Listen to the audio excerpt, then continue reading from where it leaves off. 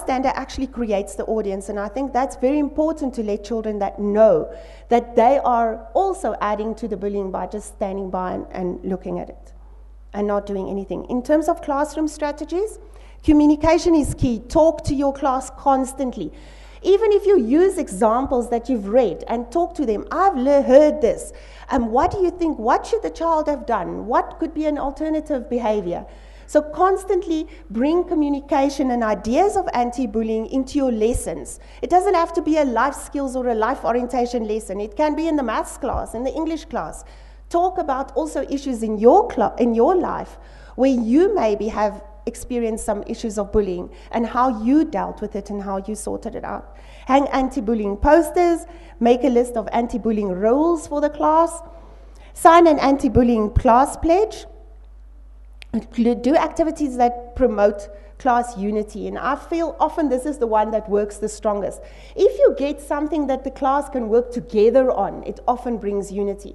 But then also watch out that you choose the groups for group work, because often children are isolated constantly because they don't get chosen for groups, or once they're in the groups they are also isolated. Get a note to the teacher box or a teacher box. You will see that I specifically didn't call it an anti-bullying box, and I will talk about that later, why. And then get students involved in anti-bullying campaigns, which again, I don't like the word anti-bullying, which I will talk about later. Okay, beyond the classroom, in the school, it's very important that the whole school stands together when you do an anti-bullying campaign. Some teachers can't buy into it and others not, because then it actually doesn't work. And it doesn't help to say, oh, well, you know, we don't have such a serious problem. We're not actually going to deal with it. It's outside the school that the problem is. And that's why often then it builds up to such serious situations that children get injured on quite an extreme level. So don't ignore it. It's not going to go away.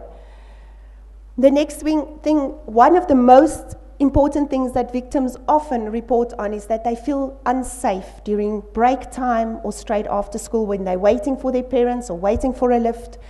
So create a no bully zone.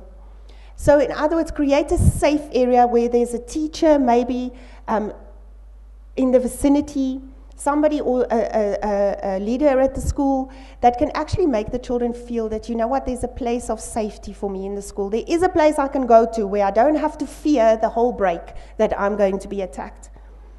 And then also get your parents on board, which I know is also not a very easy feat always, but the more the parents buy into campaigns like this, the stronger they become.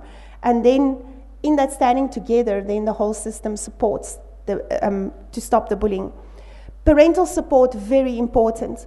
It's important that parents are informed.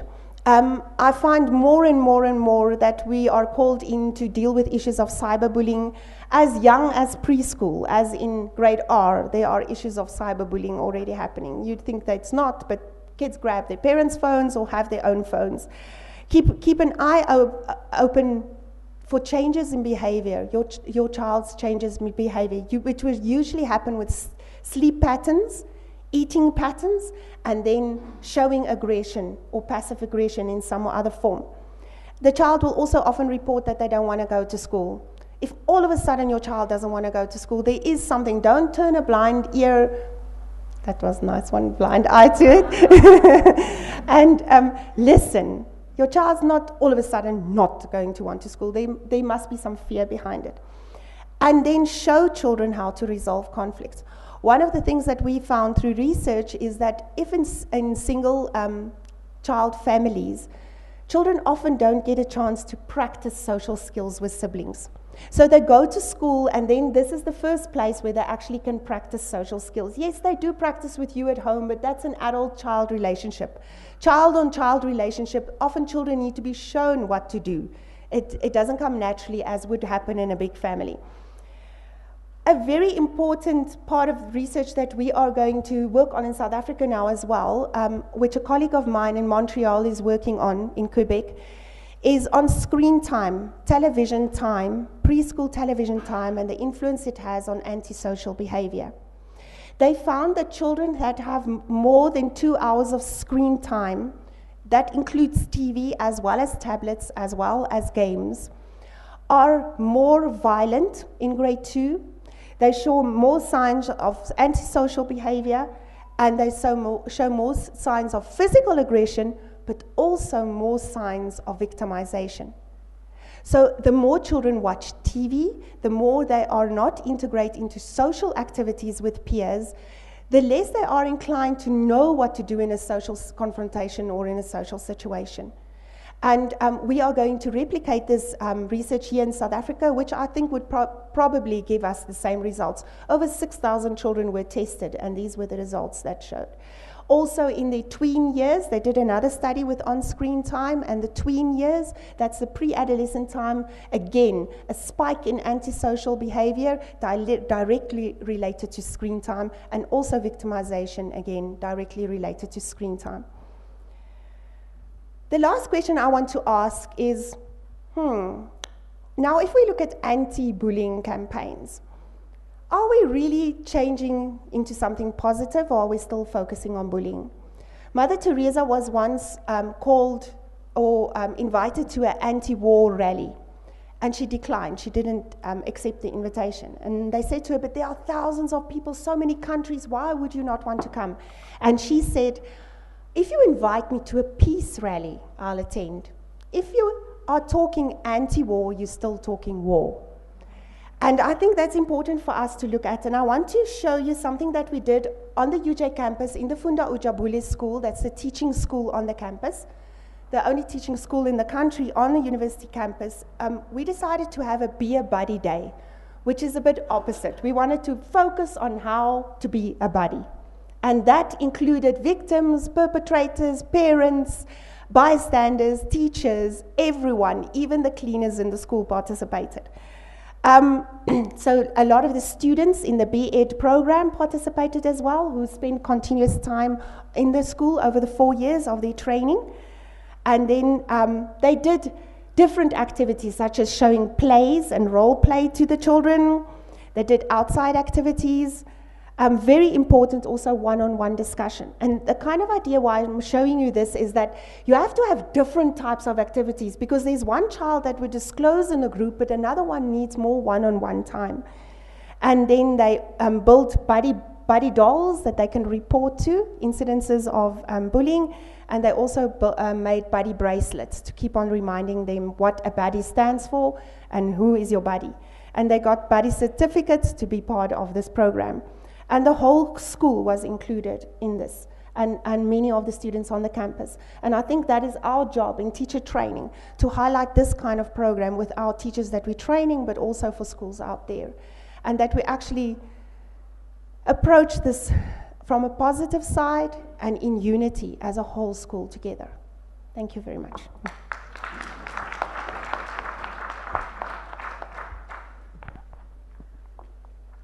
I'm a sociologist, and in the basic tenet in sociology is that everything that we encounter has both sides. What we can do as individuals and the context in which we are enable or constrains what we can do. And you'll see that the program is built around those ideas. That first we have to recognize the phenomenon we encounter. And what Dr. Musa did so beautifully is to classify different kinds of bullying, which is very important, because without recognizing what type of bullying and how does it look, so-called, strategies from an individual perspective cannot be devised. You first have to recognize what you're dealing with before you devise the strategies, which is what Dr. Regpot did so beautifully. Very, very clear that what Dr. Regpot is telling us is that we're not expecting teachers as individuals, loners, to deal with it. It's something that as a group, as a class, as a school, that is some form of community within which an individual takes responsibility by recognizing that there is a problem, by not ignoring it, and by doing something about it.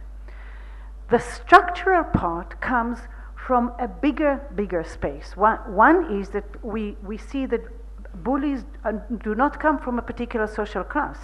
They come from different kinds of class. They can be from rich families and from poor families. So let's make it why it's so prevalent and why it's so difficult to deal with. But there's also structures beyond the school that work to try and address it. And Anthony Mayer, who is our representative of the GDE, comes from a government perspective. He is working in the psychosocial support in the GDE and was involved himself in several interventions where they put together a program that speaks to the curriculum, to the social and the district-based support, as well as to the school management, put it together into a program that tried to intervene and I suppose deal with the different role players, as Dr. Musa defined, are involved in that. So thank you for coming, and let's see what the structures are doing, because we heard what individuals can do. While you set up your presentation, I just want to urge everybody to put down the website, because I think that there is a lot of information that you have heard, and to really internalize and to understand the phenomenon and to think about what strategies to do in relationship to the phenomena, it deserves much more of time. So as we said, the program is on the internet, can be found on www.bridge, like a bridge, .org.za. Thanks, and thank you, Anthony. Thank you. Good afternoon. In terms of the presentation, I'll be focusing on 3 or 4 major areas.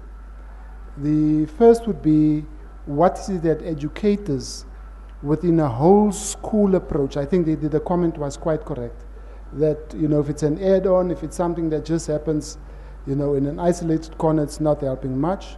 So educators within a whole school approach to addressing bullying, that's the first. I'll give some of the examples of what the department is providing with regard to programs and interventions. I'll refer to some of the policies, structures, issues of training and so on, and then end off with some strategies for effective classroom management. Maybe just again to take a step back to the prevalence. It is something that is really pervasive in the system. I'm not sure if you remember last year, the billboards as you were driving wherever was screaming 50%, 60% of learners, in the system, various studies throwing various numbers around. But that's not only a South African phenomenon, it's across the world. And it's clearly then the issue of reporting around these matters are, it's underreported, and sadly it's not always taken seriously. It can take various forms, as we said, either learner on learner. It could be among staff, not only teachers, staff members at school. And the point about it is that the impact on the victims it's really far-reaching. I'm sure if we were to ask some of us here to maybe relay an incident of bullying in school way back then, the emotion that will be coming to the fore right now would be as if it's still playing itself out now. So the impact is really far-reaching. What is clear is that the incidence around bullying increases when it is not decisively dealt with and also not consistently dealt with. That is so important. The issue of nipping it in the bud is such an important issue, and doing it consistently so. Otherwise, the message is quite clear. You just have to see whether you can take your chance to get away with it. It's clearly one of the elements that make for an unsafe environment. As we said, in the absence of consequence management, if the bully sees, I can do this and I can get away, there's no consequence, what we tend to get is it spiraling out of control rather than it being controlled. So the whole question around a whole school approach to countering bullying is, if whatever as an educator you do is not in line, does not plug in to what it is that's happening in the school, then the efforts is kind of fruitless. It tends to dissipate easily. But the way in which within schools, the school as a whole looks at itself by way of whole school assessment, as well as coming up with a whole school development plan. When we really go into the planning of saying, what is our whole school development plan? Do we really take a step back and say, how prevalent is it within our school? How does it play out? And so on and so on. And then what is it that as a school we are going to do? So I think that's a very important step. Because within that, as a teacher, you don't have to take on everything, but all the different elements of the support then becomes very important. For instance, the key role player really with regard to managing and doing consequence management by law in terms of the South African Schools Act is your school governing body. We're into the elections of school governing bodies now. But they would look at the code of conduct, any transgressions, and there's a prescribed a process that they have to follow in terms of looking at particular incidences, the serious, and many times, unfortunately, it's only the very serious matters that make it to a disciplinary stage, where the structure and that part of the component can play its role to say, this is a serious matter, it's a Schedule 1 or Schedule 2 matter. Schedule 1 is your less serious offenses. Schedule 2 is your serious offenses, where it might involve a weapon or, it's sexual violence in one way or another. And I think the point about it is also that if we don't deal with the small stuff, it tends to build up and escalate, and you would have much more of those. So in terms of a whole school development plan, it would then demarcate clearly what all the different elements would do and how that would come together.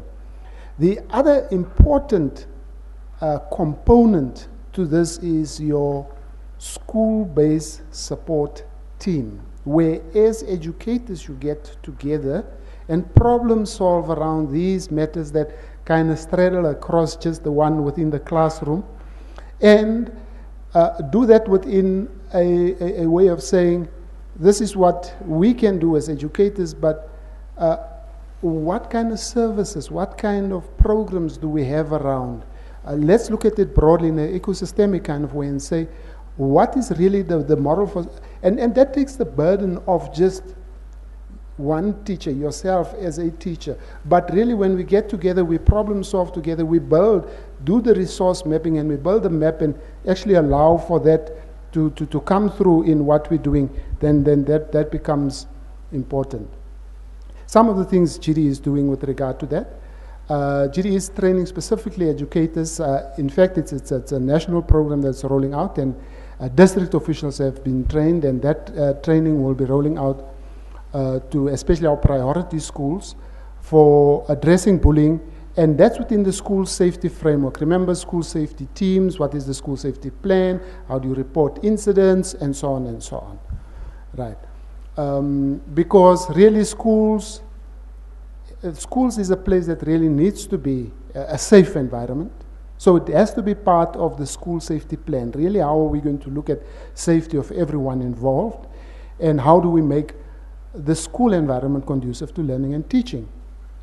In terms of parents, through our agency, the Matthew Goniwe School for Leadership and Governance, the parental program has over the years, over the last 3 years, and especially again also in our priority schools, started engaging parents. The MEC said, let's just get parents initially just to ask 2 questions. Do you have homework? How was your day? And that engagement started with parents, and then parents began to raise all these issues. Now, after raising all of these issues, then some interventions Okay, as parents, these are the issues, how do we deal with these issues? Bullying, substance abuse, violence, and so on. From that, parents, it then went another step where parents were saying, now that we've had an opportunity to share and to talk around, and we're starting to problem solve around, how do we then form some sort of support groups where we can work through this as parents, so that component and so on. So especially for educators who might be within those schools, you know, how do we plug into those parent support programs and so on, that partnership with parents.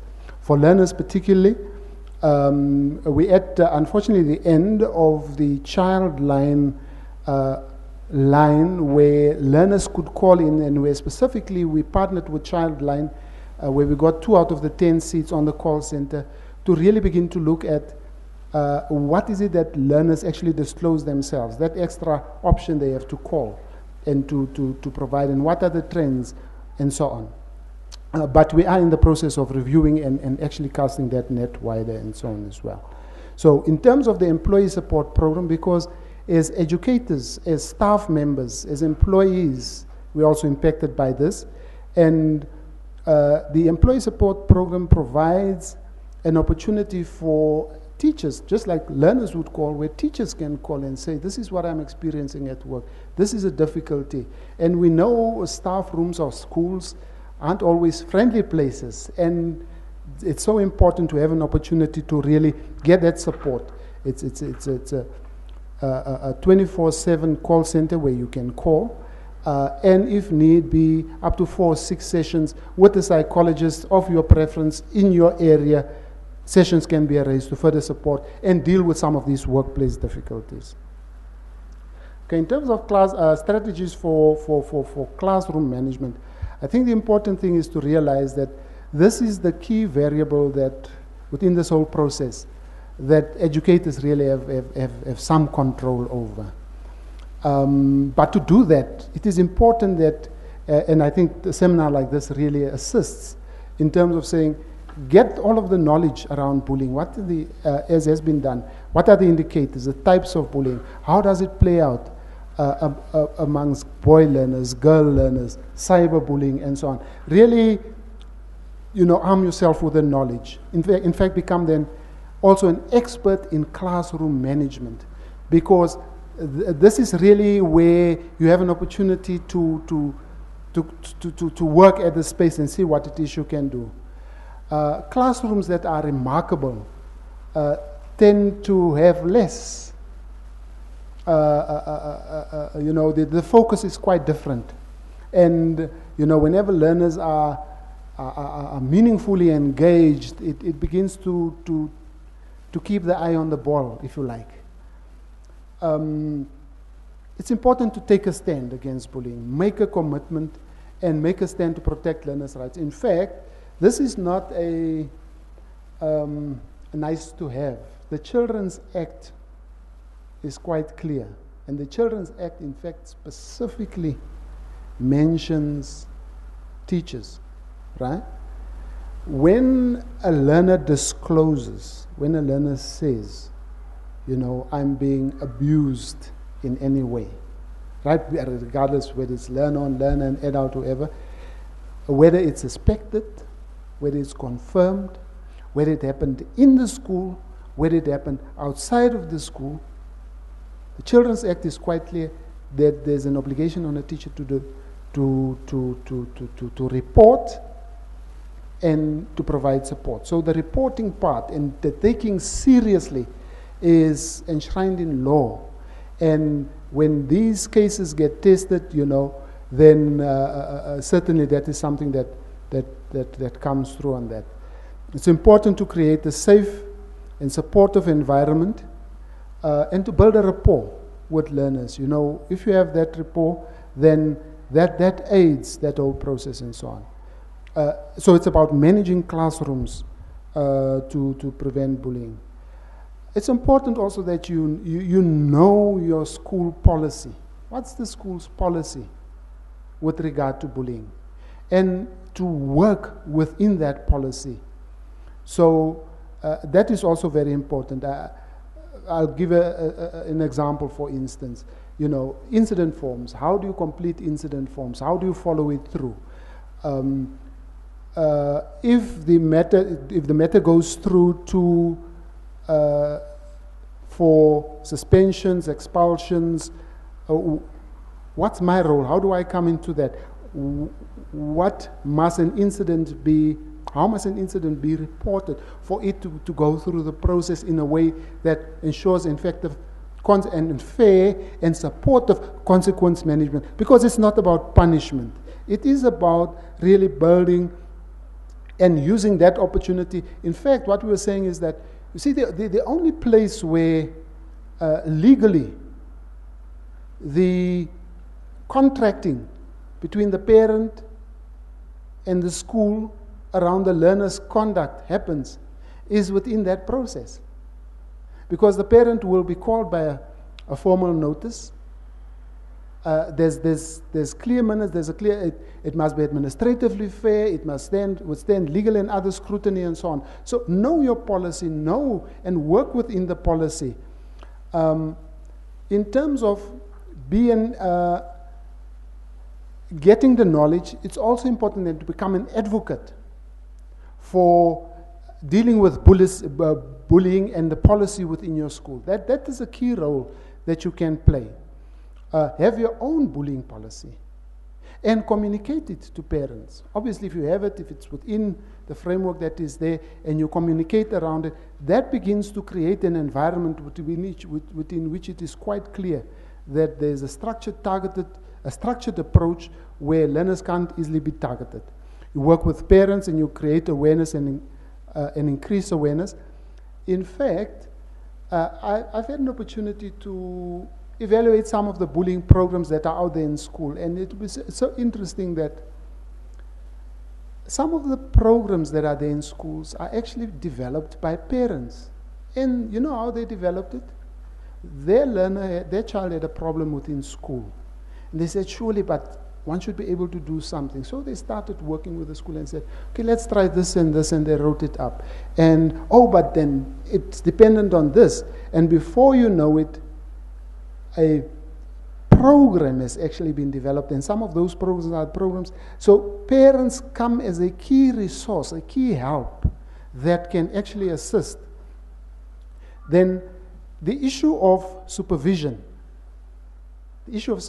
I think, both again in terms of either the Children's Act, it was mentioned by the other speakers as well, those spaces where learners feel unsafe. And some of the incidents, when it goes to court, where was the teacher? Where's the supervision? Supervision quite key. Keep your ear to the ground. Don't discourage tattling, because what then happens is it might be a signal that learners don't feel quite protected. Okay. So as we said, in terms of the actual management then, it's important to respond quickly and consistently to every bullying incident. So one of the ways of doing that is to separate out immediately, the victim from the bully and so on, because that's important. And then I think quite a lot's been said around teaching learners how to be effective bystanders, and then your life skills development and other curriculum activities, some reference have been made to that. What's quite clear is that the profile of both the bully and the victim and the bystanders really speaks to where are they with regard to their own personal development, what might be happening for them, what are some of the issues.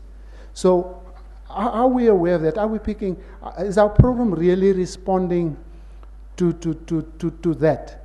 And then in conclusion, it's important that we actually begin to track and see, how does it play out here in our school? Or if we really started putting our hand in it in this way, how's it playing out now? So, look at the trends, track it, and review your input with your actions with regard to that. Thank you very much.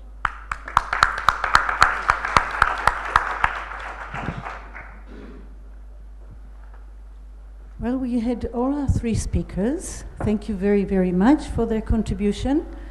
I invite you now to have a honest, authentic, real discussion that is based on your experience. So, of course, I invite questions first if you want, but also your experiences.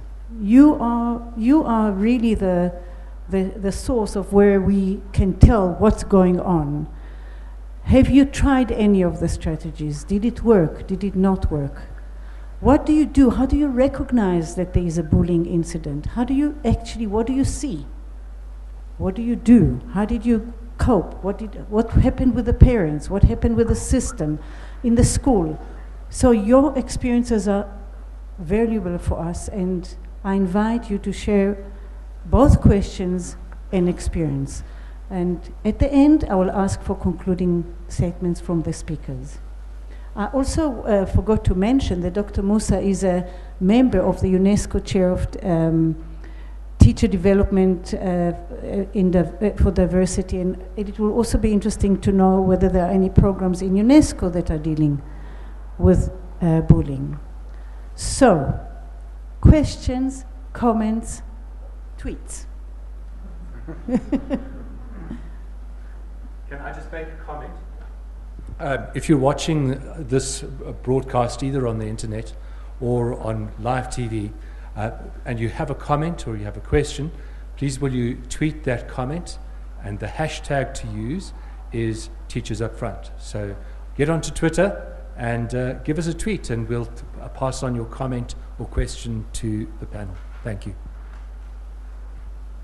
Right, and for our audience, there was a question here. Thank you. My name is Ramasha Vijay from Tshwane University of Technology, and I'm also a teacher in Fathers Mangaliswa Mkhatshwa, Tshwane West District. My question is directed, I think, to all the speakers. We have my school is situated 3 kilometers, less than 3 kilometers to the other school, School B. So normally what happens is our school knock off later than theirs.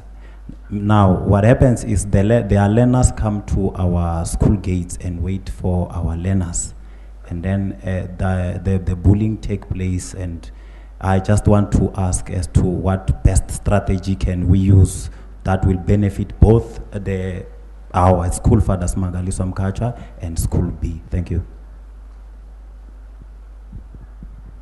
I think I'll take, is it okay if I take 2-3 questions and then you'll deal with it? Yeah.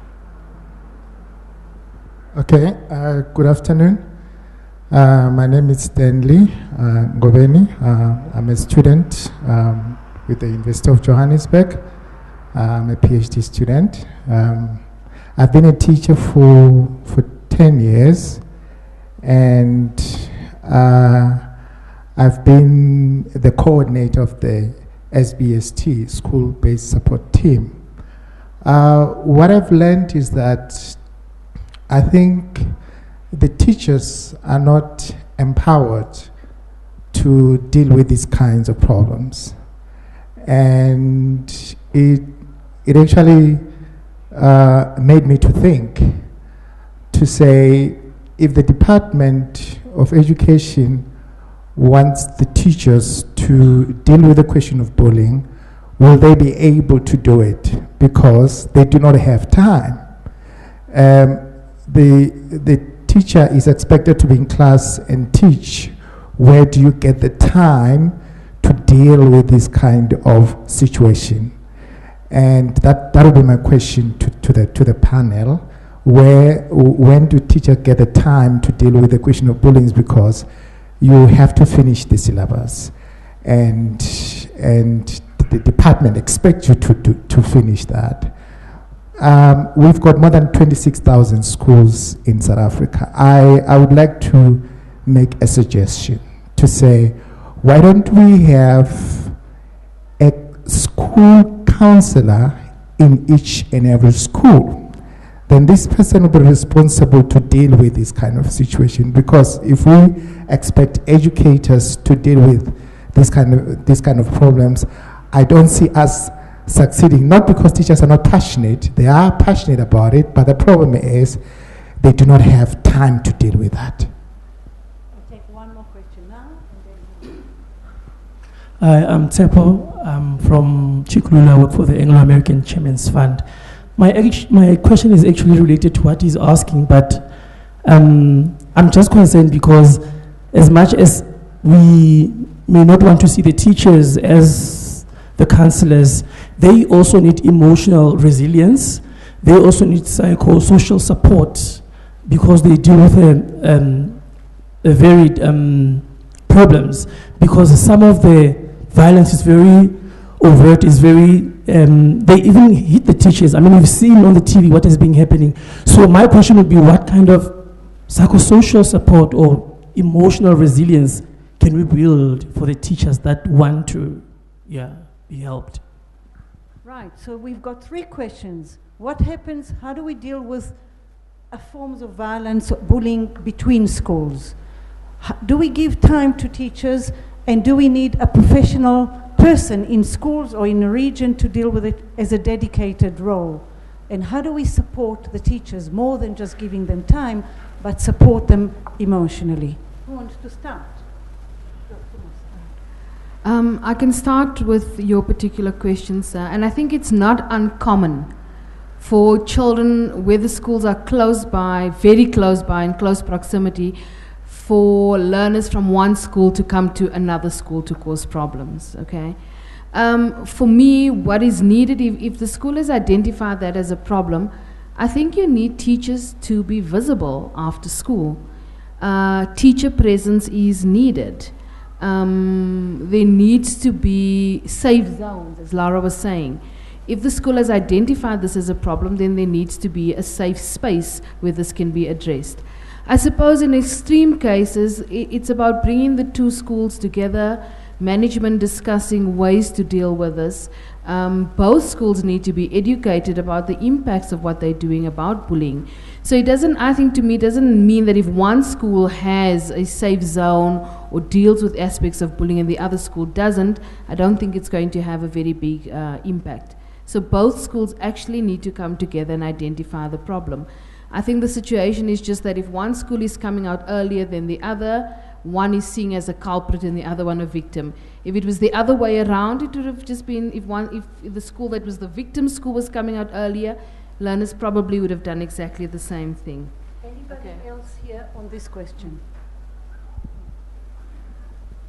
The department deploys patrollers in, again, not enough money to do it in all schools, so it would really be starting in your, the priority schools where these difficulties, are quite high with very little support.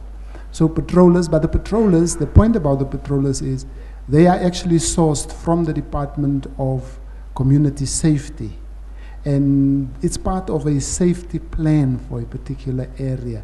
That's really the task of your school safety team, to really look at all the aspects of, so that's why I'm saying it's important that individual teacher activity is plugged into the structures and the programs that are there or needs to be in place. Right, I want to move to the other question. Can you answer the question about a position of... Yes.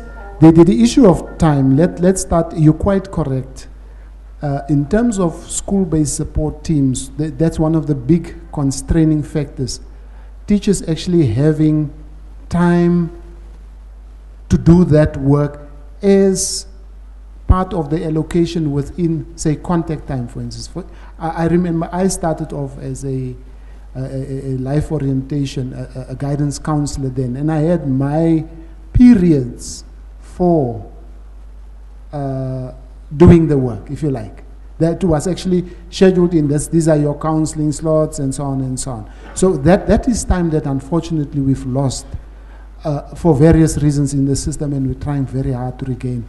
It's a very costly and not so easily achieved. But I think that point is well taken. But the other question of time in relation to time for teachers to train. Now remember the 80 hours for teacher development, which even with unions, the question is it the department's 80 hours or is it, whose 80 hours is it? Because teachers are also responsible for their own personal development. Schools come up with development plans, of which a part also is training. So it happens at various levels, and time is therefore, again, if it's not part of one of the priorities and programs agreed to within a school, really teachers would find themselves frustrated. Okay. I want to respond to the question of social support, psychological and social Okay, support. can I also just respond to this question, because I think this is something very serious that we need to look at in the country, and I can't speak from government point of view, but I can speak from the point of view of a supervisor that supervises intern psychologists working in the districts. Some of these psychologists have up to 22, 24 schools that they have to service, one psychologist. So I love what you asked, because this is something that we desperately need, more support in the schools, psychological support on all levels. So I really think government needs to look at posts for that. The other thing though is, in the meantime, I worked with some of these interns that sit back and say, you know what, we can't deal with all the schools, the school-based support teams can't deal with everything, nobody can deal with anything, and they sit back. I have others that work in other districts that pulled in NGOs, some of the schools, as many as 15 organizations working in and out in the school, pulling in extra support from the community, really building a whole community support system. And I don't want to now name the communities, but it can be done. So I think it's, once again, also, are we going to sit and wait for things to happen, which might take a long time, or actually are we going to be proactive and say, here's a mom or somebody, here's a police officer that can come and speak, etc. Okay, so that's a passion of mine, so I'm glad you asked that question. The other one is psychological support, I think, is very important for teachers, because I see more and more as we work with teacher burnout, a lot of the issues around teacher burnout is not necessarily the teaching of the subject, but everything else involved in the school day. Admin, dealing with discipline, dealing with children that are difficult, dealing with issues that teachers feel they're not equipped to deal with. I think one should teach, there should definitely be more active campaigns and training in teaching, in supporting teachers with psychosocial help. But I also think if the issue is addressed of counselors and psychologists, more psychologists employed, then they can also support the teachers more. So I think those two go very closely together. But in the meantime, as the teacher, they can also be proactive and say, okay, I have this issue in my class. Let me go and look up what are programs on the internet, free programs. What are things that I can do to equip myself? So it's, once again, the teacher also being proactive and not just sitting back and waiting for everything to happen. I urge you to contribute and bring your own experiences of, for example, a program of support that developed in your school. Even if it's not a big program, we learn from all of that. But we have more questions. We've got one. Can I have the show of hands of? So we've got 1, 2, and tweet. We actually got. All right. I think this first question, which was on Twitter from Chang He, has already been answered by Dr. Lara, but it says, what happens to schools that can't get psychologists? So I just wanted to mention that. And then there's a second question here, what is the role of school principals re-dealing with bullying? This is why I urge you to come with your own experience and attempts to deal with it. Yes, you got. Hi. My name is Emmanuel Sibisi. I'm a student at UNISA doing B.Ed. I just want to ask, I don't know if maybe it's a possible thing. Is it possible maybe we can look at this, I think when Say was talking, the last speaker, look at this thing of teaching learners to be effective bystanders. Because according to me, where I'm standing, I think sometimes we teachers, when we intervene in such things, we make things worse. So what do I mean by that? You know, learners do bully others maybe with an idea to get maybe sentence status or to be seen in a social way. And then if this learner takes the confidence to report, irrespective of either the bully was told who reported, but there is a way that they can find out who really reported me, and then they will want to go back, and this time they're not going to punch only, they will punch and kick and do more. So what I'm saying is that sometimes also teachers do not do more because we think we know what would happen after we have taken steps. So for example, this guy beat this other one, and then he reported, and then it was taken to detention or suspended anyhow. And then the bully knows his victims or her victims. He knows who might be probably did that, and he might go back and say it. And if you take note, he will be able to go back and beat that child again, because most of the time when they do this, they even make those threats. You report me, I'll do this, I'll do more there. So is it a chance where we can work more on making the bystanders, the one who experience the thing as it happens firsthand, they even have the roots of the reason why it started. So if we can find maybe a way we can initiate to school that these such things must happen, where learners are taught how to deal with such things more and more, and then given more experience. I think, I'm not saying let's go away from teachers, but can we also look at how can we make learners solve these such issues? To spread the awareness and the sense of that one has power, not to keep it only with the teachers, but to see how learners can also get empowered by that. And there was another question there. Right, so I'll take those two. Hi, I'm Anil Singh from Amity International School in Pretoria, and I just thought I'd share this from the perspective of a principal, and I picked up on the role of the police in this. We don't have a counselor, a dedicated counselor or psychologist at school, but what we do have is very ready access to the community liaison officer from the local SAPS. She has a marvelous personality, and she comes in. Now, from where I am sitting, I tend to identify trends that take place in the course of the year. It's either a class that's involved in relational bullying, or we have cyberbullying that we've identified taking place. And we see sometimes it's a particular group of girls, or it's a particular group of boys, or it's a group within a class, and so on. So having identified these trends, we call in our local person, and she comes in very readily. She's available almost on call. And she's built up a relationship with the children where they gravitate towards her when she comes. She addresses them at school, at assembly.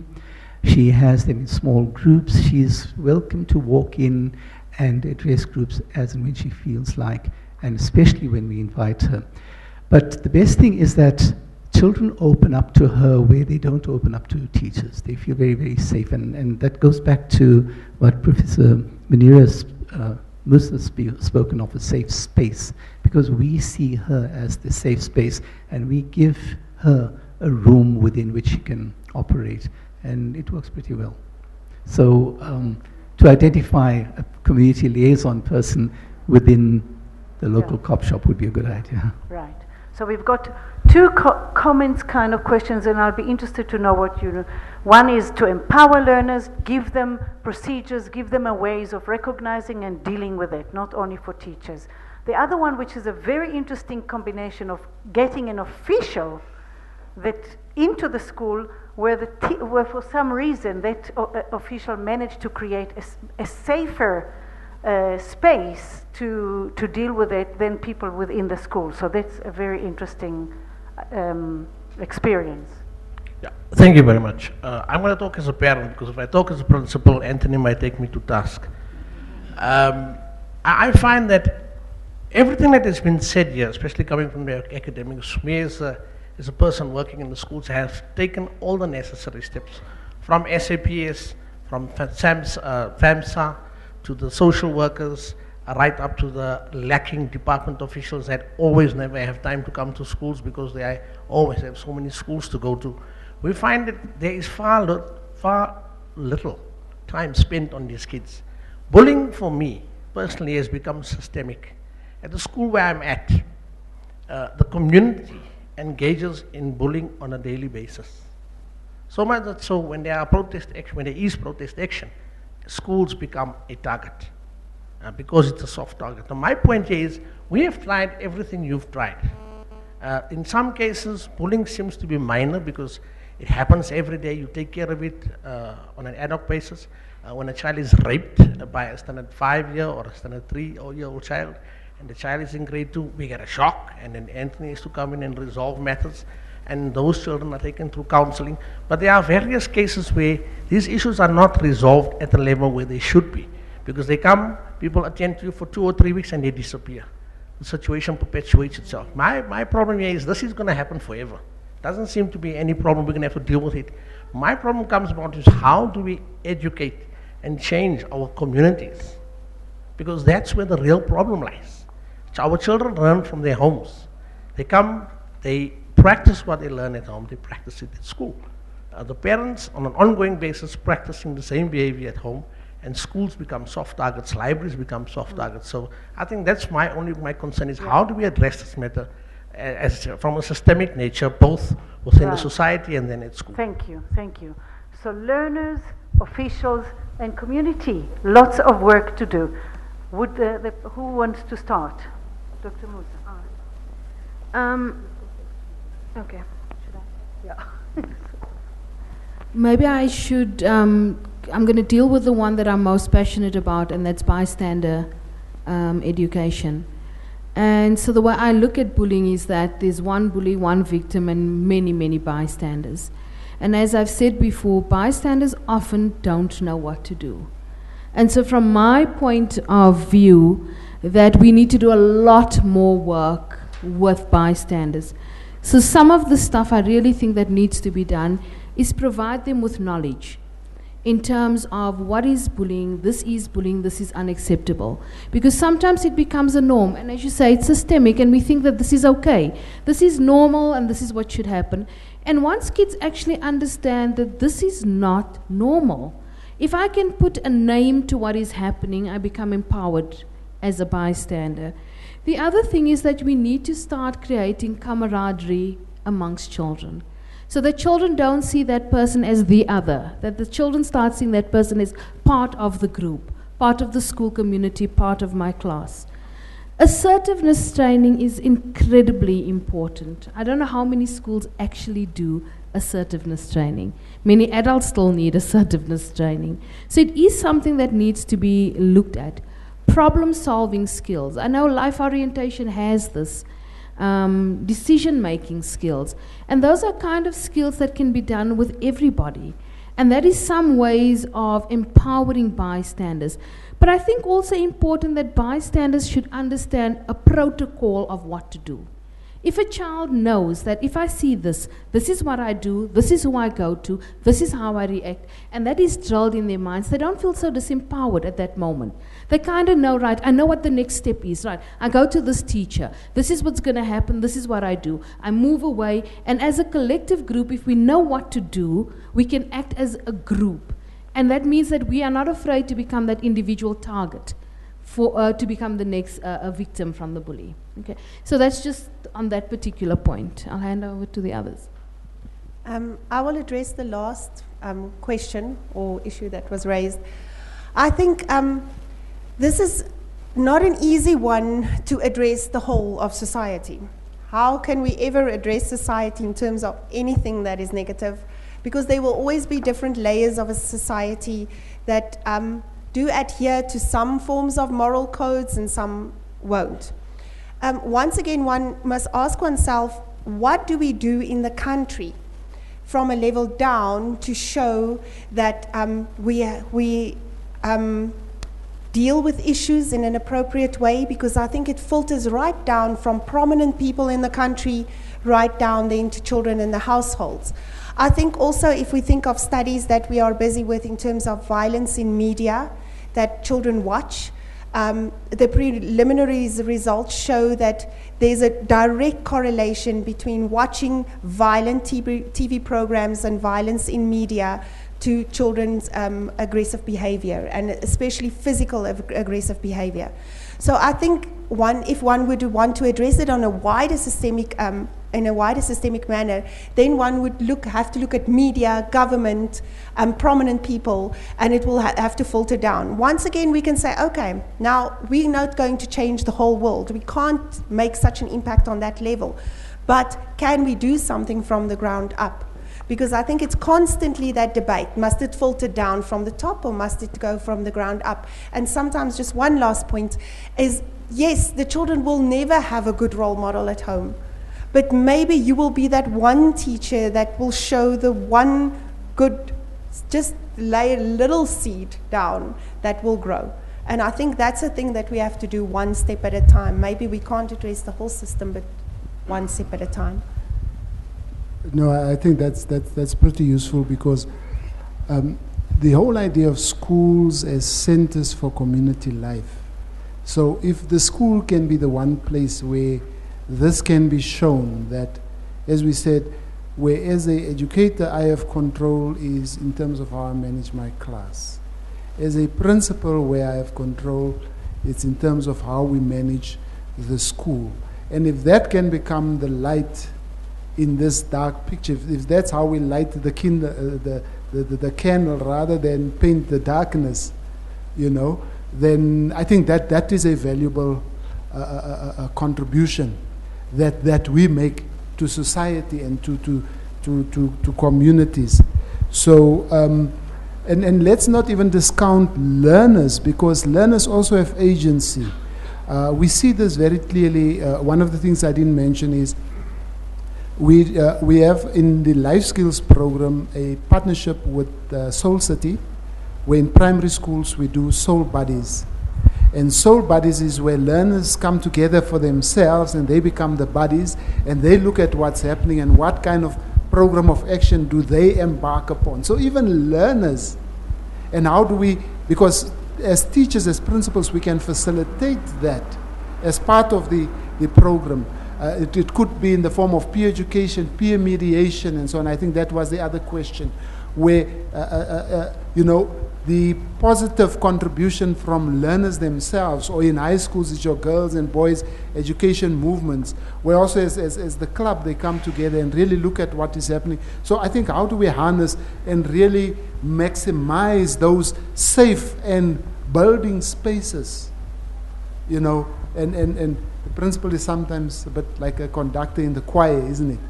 Really conducting all of these different elements and trying to bring them all together. Thank you. I think I've got time for 2 more rounds of comments. I'll ask a quick response. Is that also a response? No.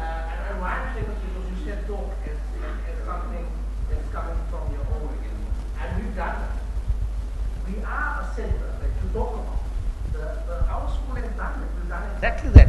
So much so that we've been given a nickname in the whole area. We are called the university. We're going to burn the university. So we've done everything you've said, and yet we still become a target. Now, we are changing our people in our schools slowly, but we're not getting enough from the rest of the community. And that's where we need the department to come in strongly, because SAPS is there. Social workers are there. I just don't see GDE there enough. Okay, we understand. There's 1, 2, can I see? 3, yes.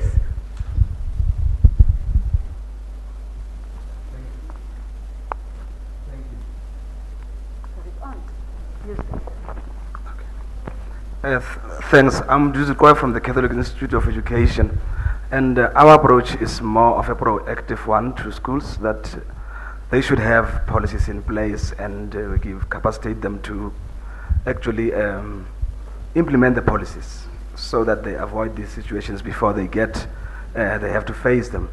So we're very interested in that whole school development approach, that holistically the school has to deal with this kind of issues.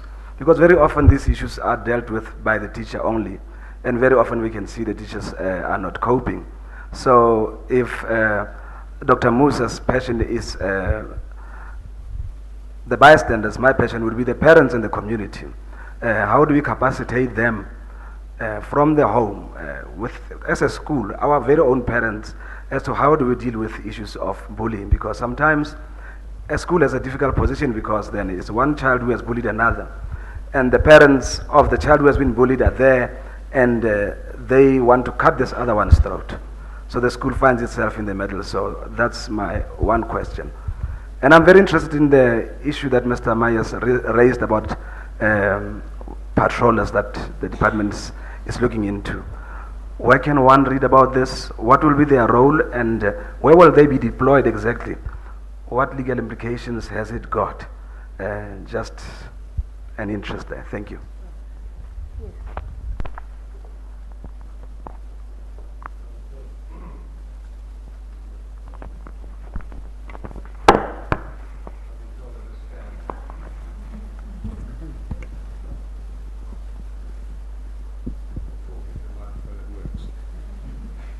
I thought you might be interested in something that happened in bygone times, because I'm talking about the 1950s and 60s.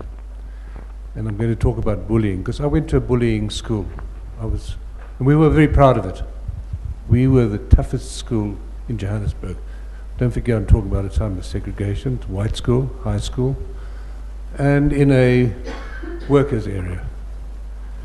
Now, we would go out, at that time, there was, for example, I'm just giving you an example, there was a gala. All the high schools, boys' high schools, would meet at Ellis Park, and we loved going to it because we lost the swimming, but after the gala, we beat them all up.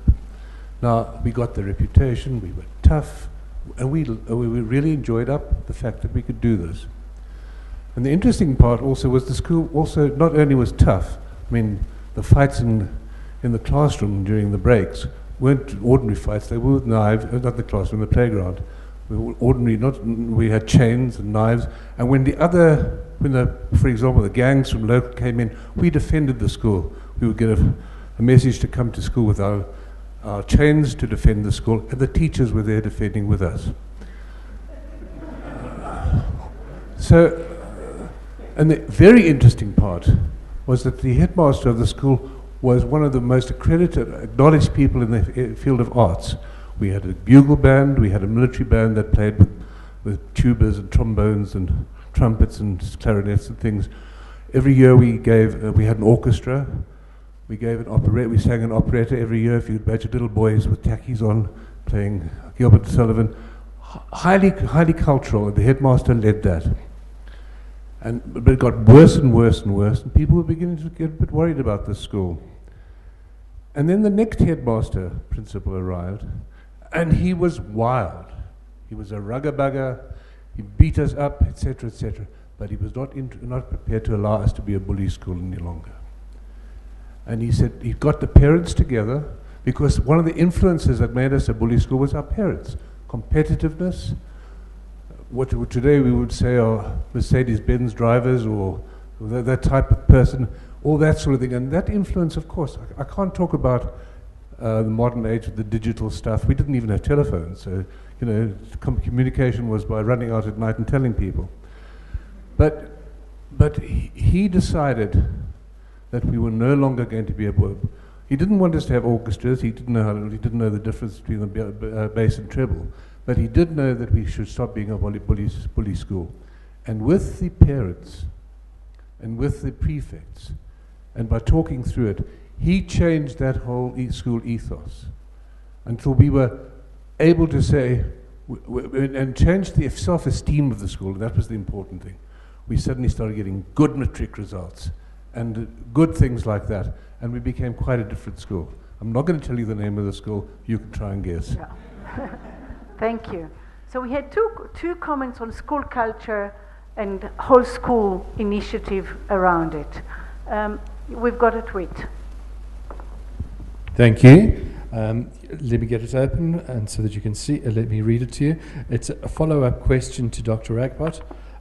Please can you say more about the correlation of victim of bullying and preschool screen time? I don't know if you can help us that. And I don't think we answered the other question about the rod of principles directly. So if somebody could pick that up, please.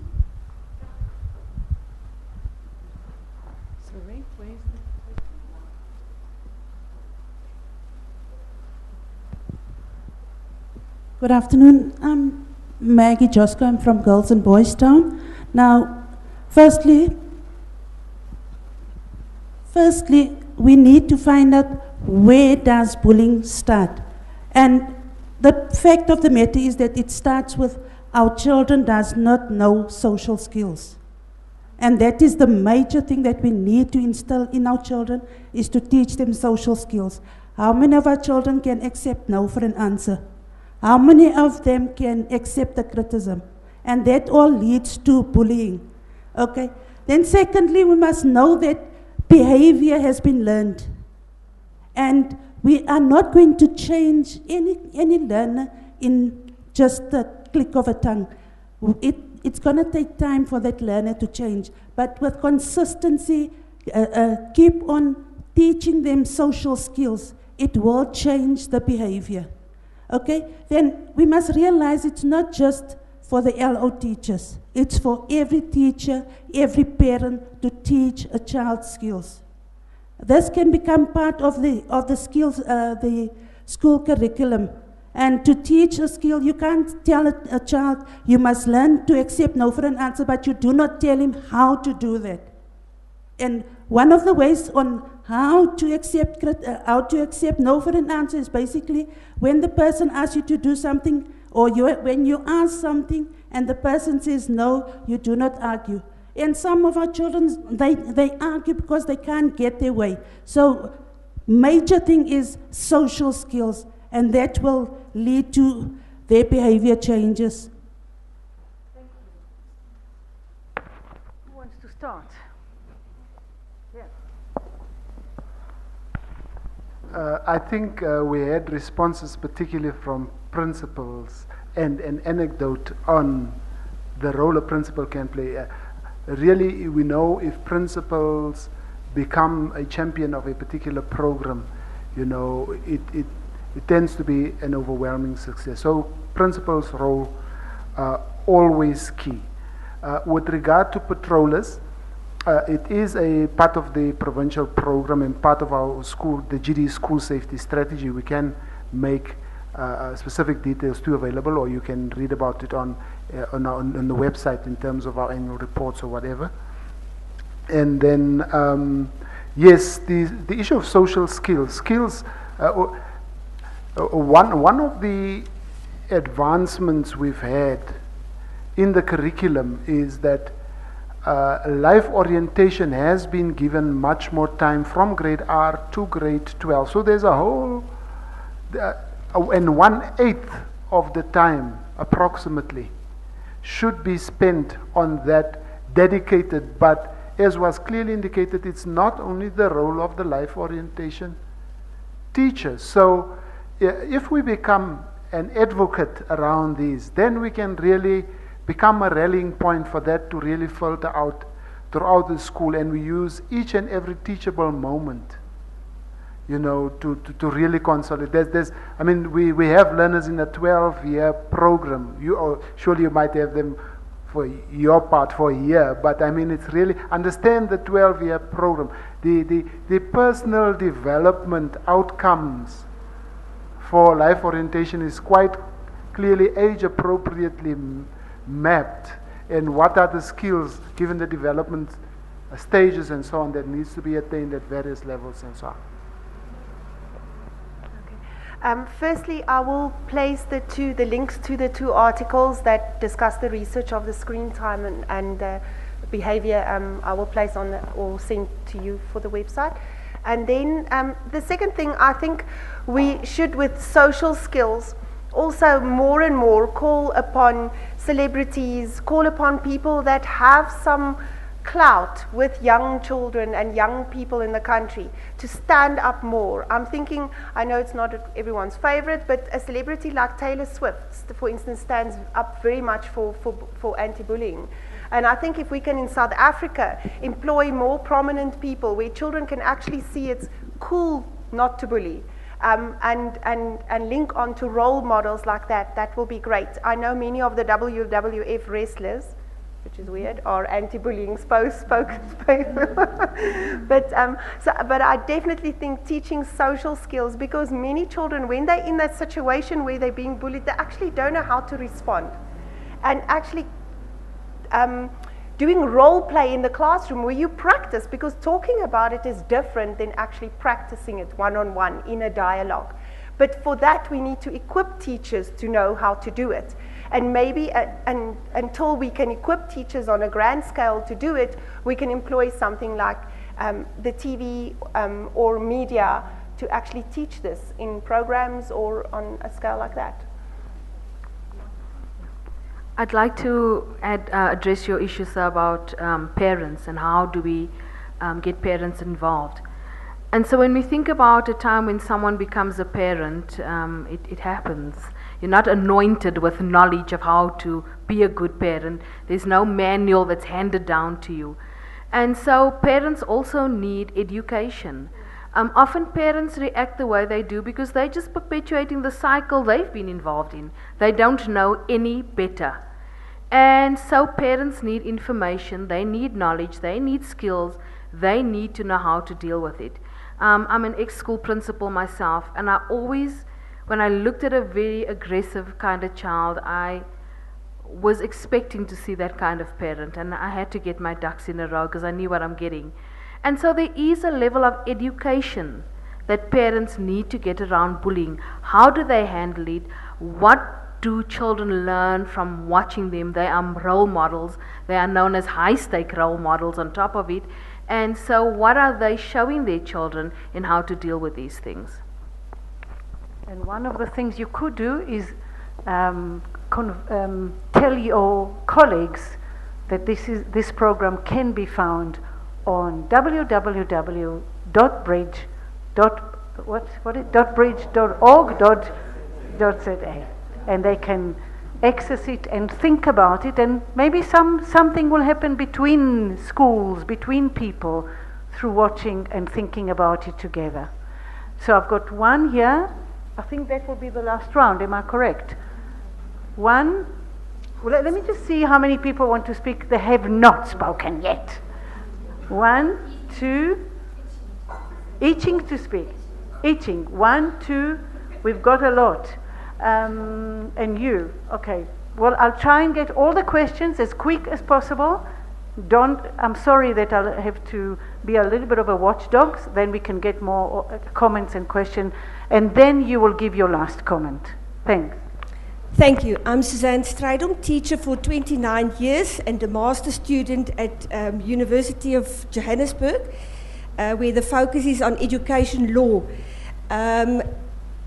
A thought that slipped my mind with the focus on the principles is the necessity which can be enhanced in the district through principal engagement and camaraderie, as Dr. Musa said, to identify these bullies on a database which the district has in order to make sure that these bullies don't migrate from school to school, because this is what happens now. As soon as the parent feel of the bullier, they are now in a cul-de-sac. These parents take their children and they go to another school, and the problem is never resolved. Thank you. Hello, I'm Happy Shoga, and I teach at Pioneer Academies in Omonde. What I'd like to do, in fact, is just to share something that we do at our school. And our school has a totally zero tolerance to bullying. We are a new school. And what is happening is everybody, every member of the staff has a zero tolerance to bullying. So our students know, regardless of where you do it, which class, where in the grounds, students will report you. Teachers will take action. So it is not about who is the teacher who is responsible for student affairs, but it is about everybody having a buy-in. Every teacher in their class, if it is reported to them, they take action, and then it is reported. And as such, the students know there is nowhere to hide. You bully, it gets reported, and our students feel safe to report it, which is very, very important. So the bystanders would come and say, we have seen this happening, and we take action immediately. If it is reported, take action. As long as you don't take action to migrate them to another school. Exactly. My name is Helmut Bertelsmann. I'm CEO of an NGO called Funda Africa. I have two questions based on my experiences as a learner about 100 years ago, and a teacher and a principal, and of working in schools.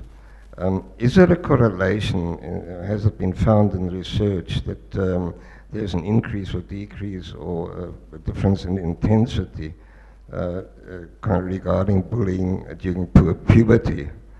That was the one question. And the other is there a difference in terms of single gender schools, i.e. boys' schools or girls' schools only? Is there more or less bullying in single gender schools? That's all. Thank you.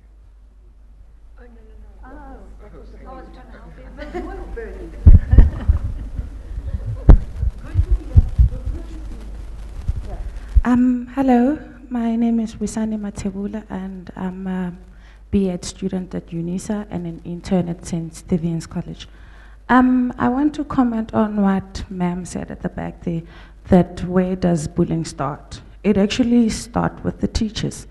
I'm from a very small village, so if a teacher knows your background, they actually come to class and tease you about your background. They will tell you, for example, no one ever doesn't have a university degree in your house, so who do you think you are to actually proceed on studying? And as well, they also comment on academic progress of the child. If they can't perform very well, they tease them, oh, domkop. So how do we then teach teachers not to initiate bullying in the classroom?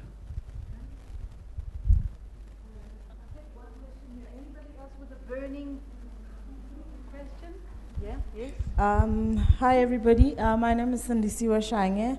I am a B.Ed student at UNISA and an intern at St. Stephen's Girls College.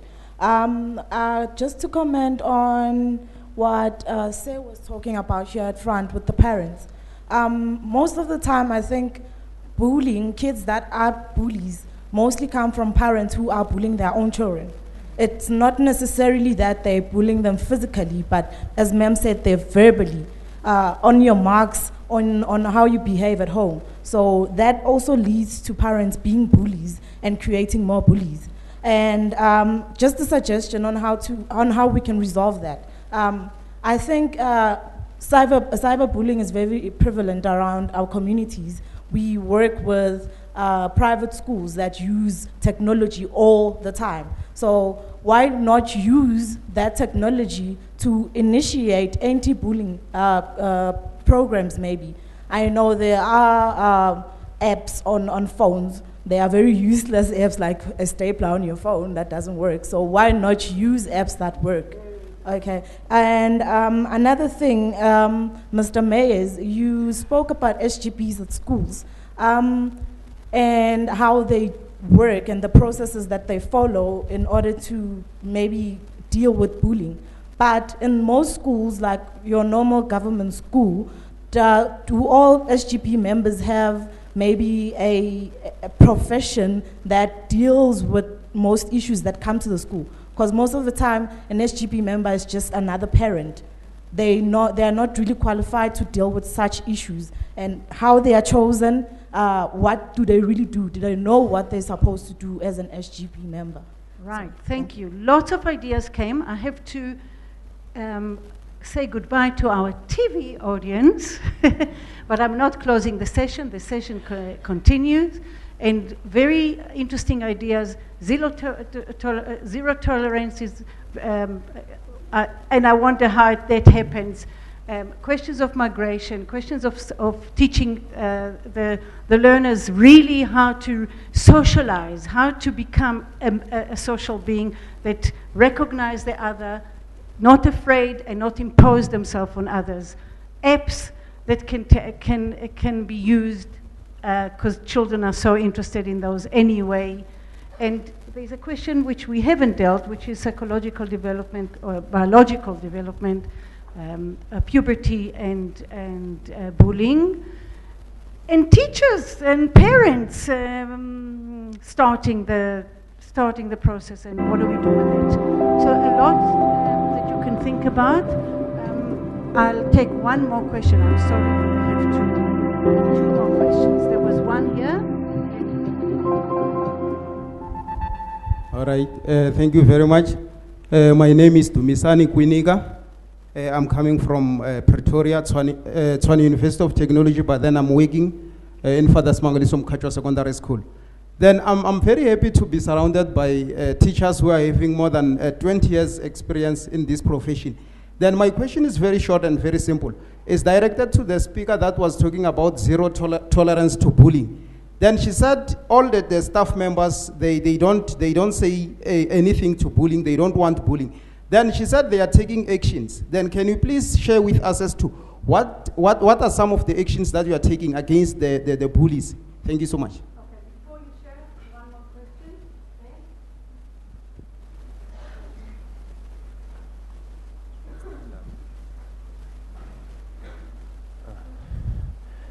Good afternoon, ladies and gentlemen. I was looking forward to coming on TV, but unfortunately, the cameras are down now.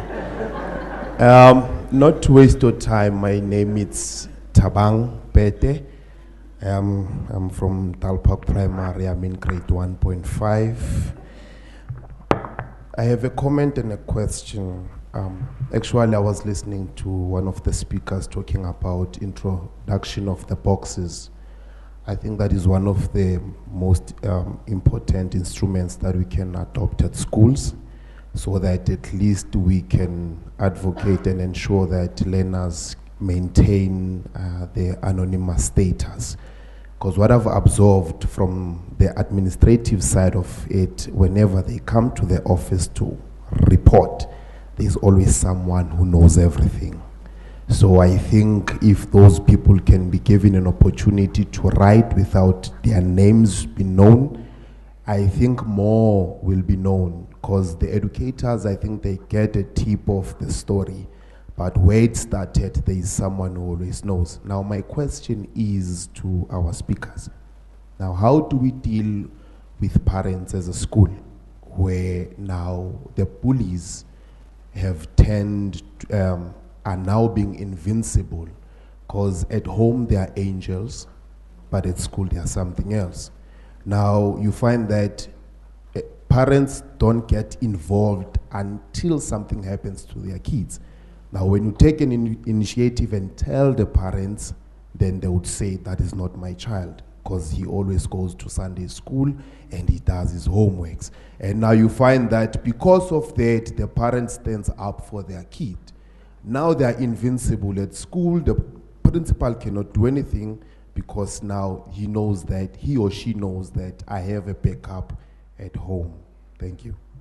Right. I know that there are more questions and comments to come, and a response from you, and I think you wanted to say something, but I want some response from the panel. Thank you. Let's start with the one around the SGBs. And as I said, we actually, if we're all parents here, so you should have been in the last week or two, or in this period, busy electing parents. So part of the process actually starts there. I mean, the question was, who are these parents? Do they know what they do? And so on. That's actually the whole process where that starts. But clearly, we find communities where, the chairperson of the school governing body is an advocate or a magistrate, and in some communities you certainly don't have that level of expertise present. So one of the things our MEC has actually started putting in place is even tribunals to assist SGBs to kind of play that kind of role, around the more procedural, legal, so that you have that kind of integrity and so on as well. But I think that's also part of the ongoing training, orientation and training of SGBs, given the situations that obtain. And yes, it's also where, again, if the SGB runs the code of conduct processes as it should, then it provides a opportunity where a particular incident can be tested to withstand scrutiny. So I mean, that is really where the parent, it's an examination. And that's really where the contracting and sifting out of, is this fact or is this fiction? So the importance of making the institutions and processes and policies work for the school cannot be underestimated, because that's where the actual contracting and particular sanctions and our consequences, because let's move away from the punishment. But that something is being done, there's clear consequences, we manage that in terms of, because the only way a learner can go from school to school, the only person that can expel is the head of department after that process of the SGBs. So it has to be a fair, administratively fair, supportive process where everything is done that should be done.